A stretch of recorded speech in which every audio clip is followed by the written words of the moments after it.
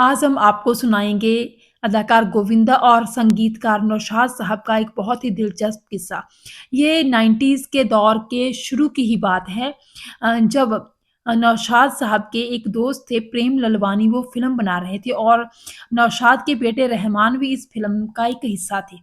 तो उस टाइम पे इस फ़िल्म के लिए हीरोइन का चयन तो हो गया था मीनाक्षी शेषाद्री के रूप में। फ़िल्म का नाम था तेरी पायल मेरे गीत। 1993 को ये फ़िल्म रिलीज़ हुई थी, लेकिन इस फ़िल्म में हीरो के तौर पर बहुत सारे कलाकारों के नाम फ़ाइनल हुए थे, लेकिन किसी के साथ भी दाल नहीं गल रही थी। इस फ़िल्म के लिए पहले जैकी श्रॉफ से बात हुई, लेकिन जैकी बहुत ज़्यादा बिज़ी थे, उनके पास डेट्स नहीं थी। उसके बाद ऋषि कपूर का नाम फ़ाइनल किया गया, लेकिन ऋषि के साथ भी बात नहीं बन सकी थी। आमिर खान के साथ बात की गई, लेकिन वहाँ पे भी कुछ बात नहीं बनी। उसके बाद अनिल कपूर को लेने की बात तय हुई, तो नौशाद साहब ने दिलीप कुमार साहब से कहा कि आप अनिल कपूर से बात कीजिए कि वो फ़िल्म में हीरो के तौर पर काम करें।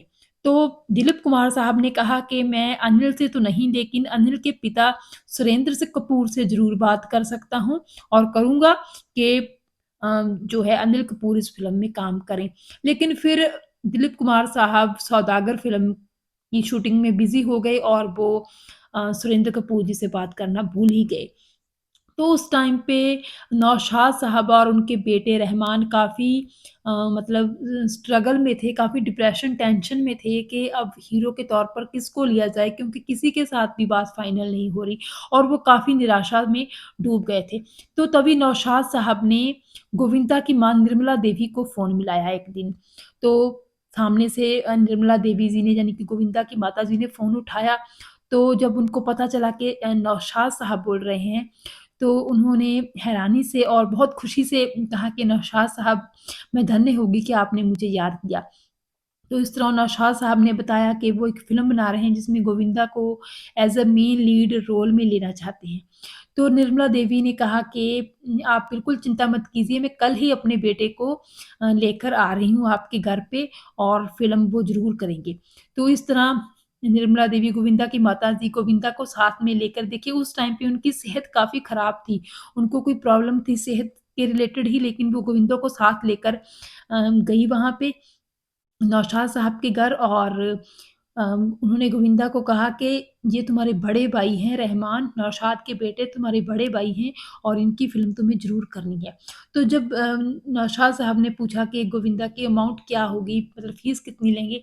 तो गोविंदा की माँ ने कहा कि बड़े भाई से क्या छोटा भाई कभी फ़ीस लेता है? तो उन्होंने कहा कि नहीं फ़ीस नहीं लेगा, ये बिल्कुल पैसे के बिना फ़िल्म में काम करेगा। तो गोविंदा उस टाइम पे अपनी माँ की हाँ में हाँ मिलाते थे। तो जब नौशाद जी ने गोविंदा से पूछा कि आपकी फ़ीस क्या है फ़िल्म में, आप क्या लेंगे मेहनताना अपना? तो गोविंदा ने भी वही कहा कि नहीं, मैं फ़िल्म के लिए कोई फ़ीस नहीं लूँगा क्योंकि जो माँ ने कह दिया वही है।